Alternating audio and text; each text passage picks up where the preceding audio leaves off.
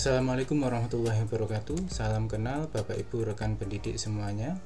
Di kesempatan kali ini kita akan coba membahas terkait alat Google untuk pembelajaran tatap muka. Jadi di sini kita akan membahas tools atau aplikasi-aplikasi dari Google yang mungkin masih relevan atau bahkan sangat bisa membantu kita dalam pembelajaran tatap muka. Jadi bukan hanya ketika pandemi kita berlomba-lomba untuk belajar aplikasi-aplikasi yang baru, setelah pandeminya hilang aplikasinya tidak digunakan. Itu sangat disayangkan.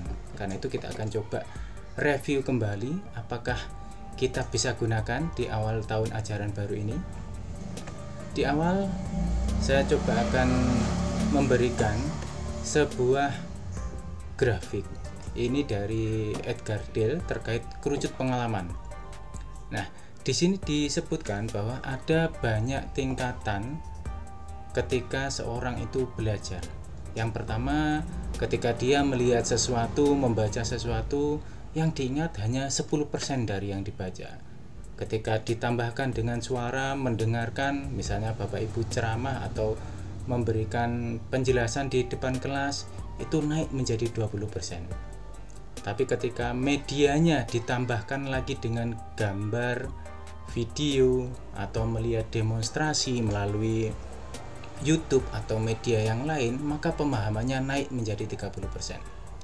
Apalagi ketika siswa akan terlibat secara aktif dalam diskusi atau memaparkan pemahaman mereka, maka bisa naik menjadi 70%, bahkan 90% jika diiringi dengan kegiatan fisik atau berupa bermain peran, simulasi, atau melakukan proyek terkait materi tersebut.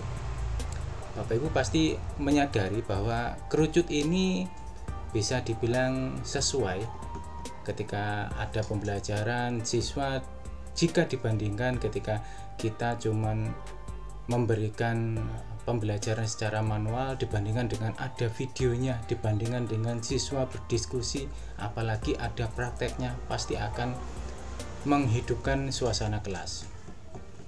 Namun untuk penerapannya bagaimana? Nah, di sini kita lihat dulu kondisi awal pembelajaran kita seperti apa.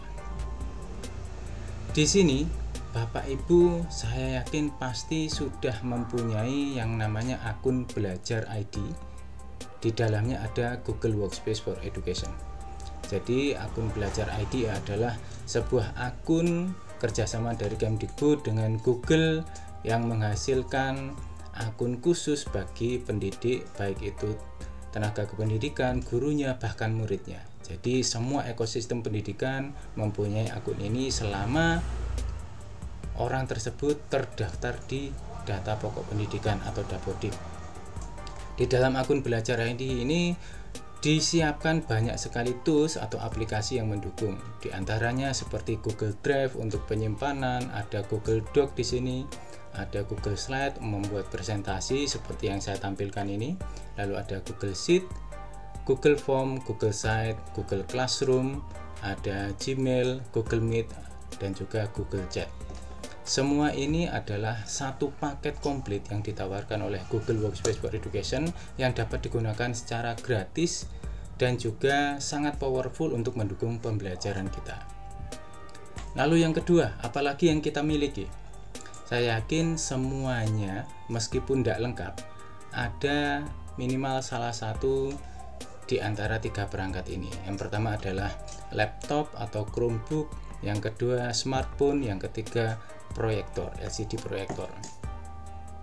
Mungkin di kelas Bapak Ibu atau di sekolah Bapak Ibu belum semuanya ada.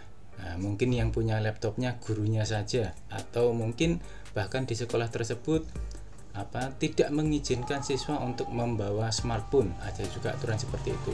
Mungkin juga proyektornya hanya ada satu, jadi belum di semua kelas ada. Nah, tapi saya yakin minimal salah satu pasti ada, supaya kita bisa memanfaatkan teknologi ini tidak berhenti ketika pandemi kemarin ya. Jadi meskipun pandeminya selesai, kita juga tetap bisa memanfaatkan teknologi dalam pembelajaran. Yang ketiga tentunya harus ada konektivitas jaringan internet. Nah, jadi kalau kita bicara terkait Google Workspace for Education, meskipun nantinya bisa digunakan secara offline gitu ya, tapi mau tidak mau ketika jaringan internet itu ada, kita akan menjadi lebih powerful. Berbagai macam sumber belajar di internet hampir tidak ada batasnya, bahkan kita sampai kelabakan gitu ya, sumbernya terlalu banyak sehingga kita tidak pusing lagi untuk mencari, tapi kita pusing untuk memilah-milah mana media atau mana sumber ilmu yang bisa kita sharing, yang bisa kita gunakan dalam pembelajaran. Jadi kalau ibaratkan dulu ilmu itu seperti obat, mencarinya harus mahal, rasanya pahit sedikit. Tapi sekarang ilmu itu seperti banjir, seperti air bah gitu. Jadi jumlahnya sangat berlimpah. Kalau kita tidak pinter-pinter berenang, kalau kita tidak punya perahu, maka kita akan terombang-ambing. Nah, jadi di sini konektivitas jaringan internet kita gunakan untuk mencari berbagai macam sumber belajar. Jadi di awal saya yakin yang pertama pasti Bapak Ibu sudah punya semua, Bapak Ibu dan muridnya ya. Kan pasti semua pendidik dan peserta didik terdaftar di Dapodik. Yang kedua nanti bisa dilihat masing-masing, kondisinya pasti beda-beda. Kondisi kelengkapan perangkat IT-nya seperti apa, dan ketiga konektivitas jaringan internet. Ini adalah 3 modal dasar kita untuk menggunakan alat-alat Google dalam pembelajaran. Selanjutnya, nah pasti Bapak Ibu juga yang kritis atau bahkan skeptis sangat cocok dengan peribahasa ini, lain ladang, lain belalang, lain lubuk, lain ikannya. Jadi di setiap tempat, bahkan di setiap kelas, di satu sekolah, kelas A dan kelas B bisa saja kondisinya berbeda. Setiap guru pasti punya cara mengajarnya sendiri, pasti punya bawaannya sendiri. Ada yang punya laptop, ada yang punya smartphone saja, ada yang kumpulan materinya lengkap, ada yang peserta didiknya sangat aktif, ada yang banyak pendiam, bermacam-macam. Jadi kita tidak bisa mengeneralisir di tempat A, atau ketika guru A menerapkan sebuah metode pembelajaran berhasil, belum tentu di kita akan berhasil. Begitu juga sebaliknya, ketika guru lain mencoba itu gagal, belum tentu ketika kita terapkan ternyata kok bisa berhasil. Nah, karena itu kita harus mengenal kelas kita terlebih dahulu. Kita harus mengenal kondisi kelas kita, mengenal kondisi peserta didik kita, supaya tujuannya yang tadi tercapai gitu ya. Ini tujuan dari kerucut pengalaman ini, semakin banyak atau semakin ke bawah, misalnya diimbangi dengan peran aktif siswa, diberikan media-media yang menarik, itu akan ideal pembelajaran. Nah, ini ada pesan pendek dari Mas Menteri kita. Nah, akan saya coba share sedikit. Silakan Bapak Ibu simak. Mas Menteri, jangan jadikan kelinci percobaan sistem pendidikan kita. Saya menjelaskan ini karena ini adalah ironis terbesar. Itu adalah komen yang sangat mencelakakan sistem pendidikan kita. Karena bagaimana caranya anak-anak kita akan kreatif dan inovatif kalau sekolahnya aja tidak kreatif dan inovatif. Kalau sekolahnya tidak diberikan hak dan didorong untuk melakukan berbagai macam eksperimen, inovasi cara pembelajaran, dan hak untuk gagal. Tidak ada namanya inovasi tanpa diberikan hak untuk gagal. Setiap sekolah dan universitas harus mencoba berbagai macam hal dan mereka akan gagal, dan itu positif, itu bagus. Mereka belajar dari kegagalan. Inovasi seperti yang kita tahu Pak Gita datang dari kegagalan kecil-kecil yang menjadikan kesuksesan besar di akhir hari. Nah, itu adalah pesan Mas Menteri kita ya. Jadi yang saya tangkap, kita tidak boleh takut gagal. Inovasi pasti ada resiko tidak berhasil.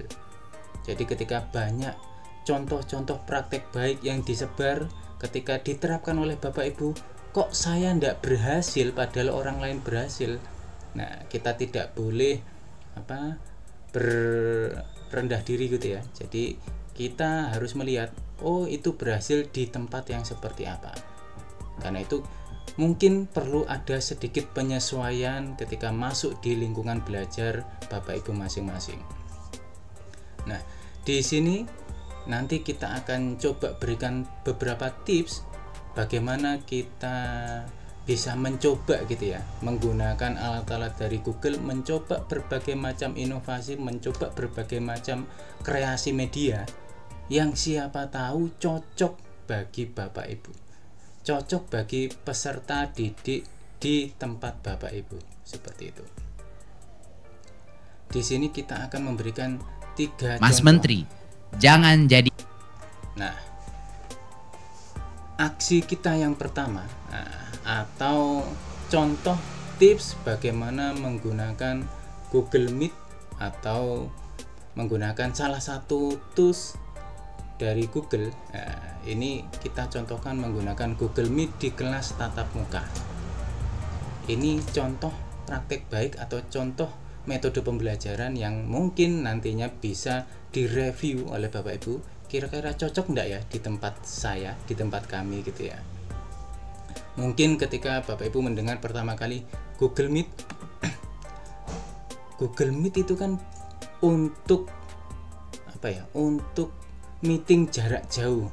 Ternyata ketika kondisi ini muncul, yaitu tidak tersedianya LCD proyektor tadi ya, di kondisi awal banyak macam-macam kondisi, lain lubuk lain belalang, belum tentu di tempat Bapak Ibu setiap kelas punya proyektor. Nah, kebetulan ketika Bapak Ibu mengajar kok proyektornya enggak ada atau sedang dipakai di kelas lain, maka kita bisa menggunakan Google Meet di kelas tatap muka. Caranya bagaimana? Caranya Bapak Ibu tinggal membuka Meet di perangkat masing-masing siswa ketika diperbolehkan. Nah, kondisi awalnya yaitu tidak ada proyektor yang pertama, yang kedua paling tidak ada perwakilan atau misalnya masing-masing siswa punya gadget atau laptop, itu lebih baik lagi. Bisa masing-masing siswa atau berkelompok. Nah, jadi sistem mercusuar bisa atau sistem api unggun. Ketika mercusuar yaitu menggunakan proyektor, karena proyektornya tidak ada, kita pakai sistem api unggun. Jadi misalnya satu kelompok 6 atau 7 orang, ada yang membawa laptop satu atau membawa gadget satu, dilihat bareng-bareng di meja. Jadi materi misalnya dari Google Slide Bapak Ibu yang sudah disiapkan, kan itu tadi ya, menurut Edgar Gear, ketika kerucut pengalaman kita berikan berbagai macam rangsangan media, ada video pembelajaran, ada infografis, ada simulasi yang sulit kita sampaikan secara manual, maka harapannya siswa akan lebih mudah menerimanya. Misalnya ketika pelajaran biologi kita ngomong terkait pembelahan atom atau pembelahan sel, kalau kita hanya mengandalkan buku tanpa ada simulasi atau animasi yang bersifat visual, maka siswa akan agak kesulitan untuk memahami. Tapi ketika kita berikan video pembelajaran dalam bentuk video pembelajaran, maka bisa lebih mudah diterima oleh siswa. Atau mungkin pelajaran lain, misalnya pelajaran agama, budi pekerti, misalnya di agama Islam, ketika guru menerangkan terkait ibadah haji, menerangkan Ka'bah itu seperti apa, tawafnya seperti apa, ketika murid cuman membayangkan saja, akan sangat berbeda ketika Bapak Ibu bisa memberikan videonya, bisa memberikan presentasinya secara visual, maka siswa akan lebih mudah untuk mengingat dan menerima hal tersebut. Jadi yang pertama, Google Meet digunakan di kelas tatap muka ketika tidak tersedianya LCD proyektor. Jadi ada alternatif-alternatif lainnya. Yang kedua, Google Meet juga bisa digunakan di kondisi ini, yaitu mengundang guru tamu. Jadi pembelajaran di era sekarang sangat digaungkan, yaitu pembelajaran yang bermakna, yang lekat di kehidupan sehari-hari anak.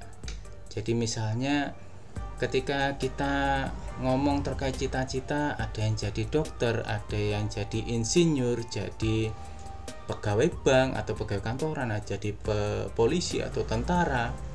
Ketika siswa tidak pernah berkomunikasi atau tidak pernah bertanya jawab dengan profesi tersebut atau guru-guru tamu tersebut, maka tentunya pemahaman siswa juga akan kurang.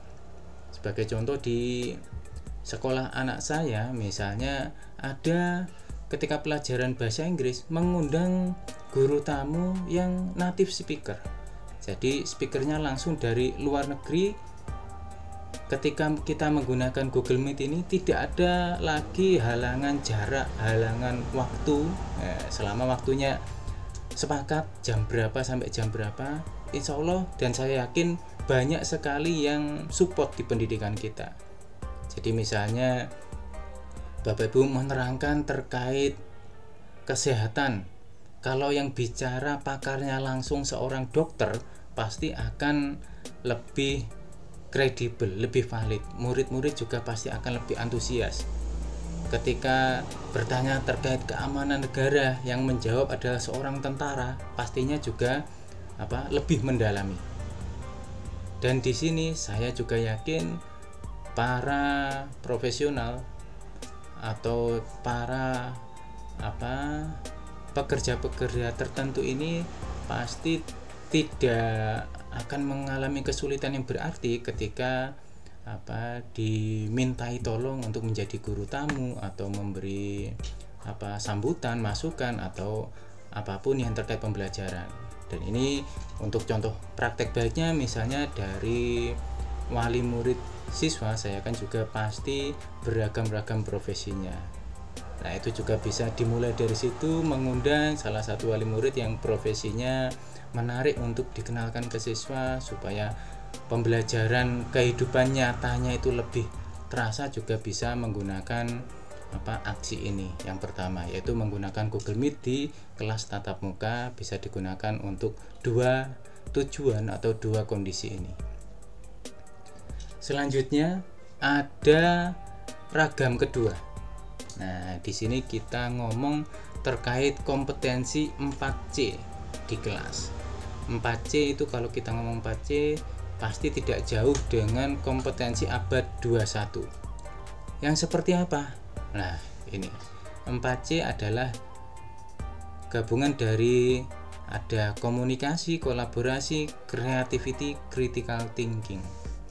Jadi kalau sebelumnya kita bicara terkait profesi, kalau zaman sekarang ada profesi dokter, profesi insinyur, profesi tentara atau pegawai bank misalnya. Tapi jangan lupa, sekarang ada profesi yang namanya influencer atau YouTuber. Profesi tersebut tidak kita bayangkan ada ketika 10 tahun yang lalu. Kita tidak pernah tahu kalau ada profesi YouTuber. Dan itu tidak menutup kemungkinan juga ketika 10 tahun yang akan datang, ketika murid-murid Bapak Ibu ini sudah ada di dunia kerja, muncul pekerjaan-pekerjaan baru yang tidak pernah ada ketika mereka masih sekolah. Terus bagaimana untuk mengantisipasi hal tersebut? Jadi apapun perubahan zaman ya, ketika peserta didik dapat menguasai 4 kompetensi ini, komunikasi, kolaborasi, creativity, dan critical thinking, apapun perubahan zamannya, maka kita yakin para peserta didik kita, murid-murid kita, anak kita akan siap menghadapinya. Jadi apapun, misalnya yang bercita-cita sekarang jadi dokter, ketika 10 tahun lagi dokter itu sudah hampir tidak ada, mereka tidak akan kebingungan. Mereka bisa beradaptasi ketika menguasai 4 kompetensi ini. Terus bagaimana kita cara melatih 4 kompetensi ini? 4 kompetensi ini tidak ada mapel atau mata pelajaran khususnya, namun kita bisa include-kan di setiap mata pelajaran atau di setiap metode pembelajaran. Misalnya di sini kita gunakan Google Drive untuk melakukan atau melatih kolaborasi peserta didik. Di Google Drive kita bisa ajarkan bagaimana mereka saling berbagi, saling berkolaborasi, siapa yang menjadi editor, siapa yang cuman berhak untuk memview saja, memberi komentar saja. Ini adalah latihan-latihan awal untuk saling berkolaborasi, untuk bekerja secara tim. Lalu selanjutnya ada Google Slide. Di sini Google Slide ketika kita ajarkan ke peserta didik kita tentunya akan melatih skill komunikasi mereka, bagaimana mereka menyampaikan sesuatu, bagaimana mereka menyampaikan pemahaman mereka. Jadi ini juga dapat digunakan ketika kita menerapkan pembelajaran berdiferensiasi. Masing-masing siswa punya kecerdasan yang belum tentu sama, jadi masing-masing juga bisa menyampaikan pemahaman mereka terhadap suatu materi lewat Google Slide. Kita latih itu di sini. Dan juga ada lagi terkait Google Site, juga melatih komunikasi, bagaimana ada pilihan ketika menyampaikan sebuah komunikasi atau berkomunikasi. Siswa bisa kita berikan pilihan untuk memaparkan sesuatu melalui presentasi ataupun melalui website Google Site. Nah, jadi medianya bisa berbeda tergantung siswanya mau yang mana, lebih nyaman yang mana. Dan untuk critical thinking, kita bisa juga melatih critical thinking ini dengan Google Sheet dan juga Google Form. Di Google Sheet kita belajar terkait tabel, tabulasi, angka, grafik. Di situ pasti semuanya berbasis data. Jadi melatih anak untuk melihat sesuatu berdasarkan basis data, sebuah data, bukan hanya katanya A, katanya B tanpa mengecek kebenaran. Nah, itu akan sangat fatal. Tapi ketika kita ajarkan, ketika kamu melihat sebuah infografis atau grafis, itu diambil dari sumber data yang seperti apa, apakah valid atau enggak. Kita latih untuk menggunakan Google Sheet, melatih critical thinking mereka. Dan juga Google Form ketika ada kuesioner atau kuis, tes pemahaman, itu juga bisa digunakan untuk melatih critical thinking. Dan yang terakhir contohnya untuk melatih kreativitas, misalnya dalam pelajaran bahasa Indonesia, membuat cerpen atau membuat cerita, membuat puisi, membuat sajak atau apapun juga bisa dituangkan melalui tulisan. Tentunya yang paling cocok adalah dengan Google Doc. Di sana di Google Doc kita bisa terhubung dengan hampir sumber data atau sumber ilmu yang tidak terbatas. Di Google Doc kita bisa mengambil kutipan dari buku atau mengambil referensi dari internet, mengambil gambar. Jadi melatih kreativitas, melatih pola pikirnya itu bisa dilakukan.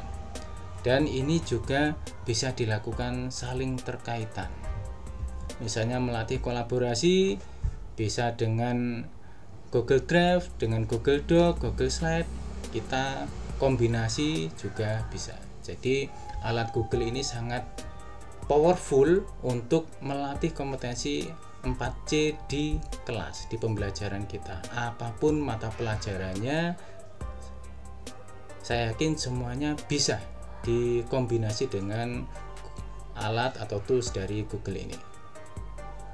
Dan ragam aksi yang terakhir ada administrasi mudah dengan Classroom. Nah, di sini saya tekankan kata-kata mudah supaya Bapak Ibu rekan-rekan lebih semangat ya. Nah, jadi di era sekarang banyak saya lihat ketika guru atau pendidik ada perubahan aturan atau perubahan kebijakan, banyak yang merasa terbebani administrasinya. Kita bayangkan mulai dari atau sebelum pembelajaran, guru sudah menyiapkan rancangan pembelajarannya. Ketika melaksanakan pembelajaran, tentu guru tidak bisa meninggalkan kelas begitu saja. Terus dipantau, kita mendampingi selama proses pembelajaran itu berlangsung. Ketika proses pembelajaran itu selesai, guru juga dituntut harus memberikan penilaian, harus memberikan refleksi. Bagaimana tadi pembelajaran yang kita lakukan. Nah, ketika semua itu dilakukan sendiri oleh guru, apalagi dilakukan secara manual, mulai membuat RPP, membuat materi, lalu memberikan nilai, tugas, nilai, semuanya dilakukan secara manual. Pastinya Bapak Ibu, rekan-rekan pendidik pasti akan merasa terbebani. Nah, di sini kita bisa menggunakan Classroom. Nah, jadi sekali lagi Classroom itu bukan hanya produk dari pandemi ya. Gara-gara tidak bisa bertemu tatap muka, akhirnya semua dulu ketika pandemi kita buat materinya, dikumpulkan di Classroom, dikerjakan, selesai. Kalau sekarang tatap muka, ketika dengar Classroom, ngapain pakai Classroom? Nah, ternyata Classroom ini bisa kita gunakan untuk mempermudah pekerjaan Bapak Ibu. Di antaranya yang pertama tentunya untuk penyampaian materi. Bagaimana materi itu disampaikan dengan runut, disampaikan dengan tertata rapi gitu ya. Ketika ada tempatnya sendiri di Classroom, kita bisa membuat sebuah topik, memberikan sebuah materi-materi yang terdiri dari berbagai macam media tadi ya, berbagai macam unsur. Bisa buku teks, modul, video, gambar, infografis, animasi, game, apapun itu bisa kita sampaikan, berbagai macam. Kita bandingkan dengan ketika menggunakan buku teks saja atau menggunakan media konvensional lainnya. Tentunya lebih optimal ketika kita menggunakan berbagai macam media yang cocok untuk kelas kita gitu ya. Jadi penyampaian materi bisa dikelola di Classroom ini dengan mudah. Murid gampang mencari, guru juga mudah dalam mengadministrasinya. Yang kedua adalah terkait pengumpulan tugas. Nah, ini jadi kalau ini adalah waktu proses pembelajarannya, bagaimana materi itu disampaikan, ini paskanya. Setelah pembelajaran, bagaimana murid mengerjakan tugas. Tentunya kalau satu guru, misalnya guru SD masih guru kelas ya. Guru kelas mungkin jumlahnya ada bermacam-macam, 25 anak, atau kelas besar mungkin sampai 40. Ketika mengumpulkan tugas pasti ada tanggung jawab untuk mengkoreksi atau memberikan penilaian. Itu satu guru baru ada tugas 25 sampai 40 anak. Kita bayangkan ketika ada jenjangnya lebih tinggi, guru SMP atau SMA, di mana satu guru bisa mengampu lebih dari satu kelas. Tentunya butuh effort yang lebih dalam melaksanakan penilaian tugasnya. Nah, ini bisa dipermudah ketika Bapak Ibu menggunakan fitur dari Classroom. Di situ ada fitur yang memungkinkan kita untuk mengecek plagiasi, misalnya seperti itu, atau juga mengecek jawaban secara otomatis ya. Ketika kita sambungkan dengan Google Form, itu bisa kita set kunci jawabannya secara otomatis. Jadi Bapak Ibu tidak harus memeriksa satu persatu gitu ya, dan juga bisa memantau lewat Classroom ini progres yang dilakukan oleh siswa. Jadi di situ kita bisa memberikan checkpoint apakah siswa ini sudah mengerjakan tugasnya atau belum, ataukah siswa ada kendalanya seperti apa, bisa disampaikan di Classroom. Dan yang terakhir, kita bisa juga gunakan Classroom untuk komunikasi dengan wali murid.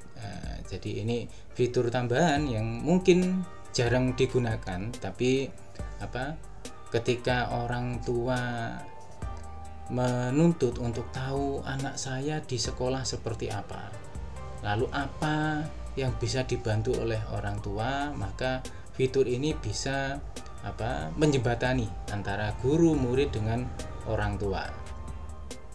Jadi di sini misalnya ada tugas atau ada materi yang harus dipahami oleh siswanya, orang tua bisa membantu, dalam artian membantu mengingatkan, atau di rumah itu orang tua mensupport dengan yang mereka bisa lakukan. Karena di pendidikan ini kita harus sadari, kita harus paham bahwa pendidikan itu bukan hanya di sekolah. Di sekolah mungkin siswa-siswi peserta didik cuman datang jam 7. Kalau SD maksimal mungkin sampai jam 1 atau jam 2. Sisanya di rumah. Pembelajaran lanjutannya di rumah. Lingkungan rumah itu sangat mempengaruhi. Apalagi yang jenjangnya masih non formal, PAUD. Di sekolah mungkin cuma 2 jam, maksimal 4 jam, 2-3 jam per hari. Sisanya adalah di rumah. Jadi bagaimana mungkin kita memberikan cara belajar yang optimal ketika di rumah pemahamannya berbeda. Jadi ketika di rumah dengan yang di sekolah, antara guru dengan wali murid itu saling support, maka siswa yang menjadi inti pembelajaran kita, yang menjadi sasaran kita ini akan merasa kalau dirinya disupport. Di sekolah disupport oleh gurunya, di rumah juga orang tua mengetahui progresnya.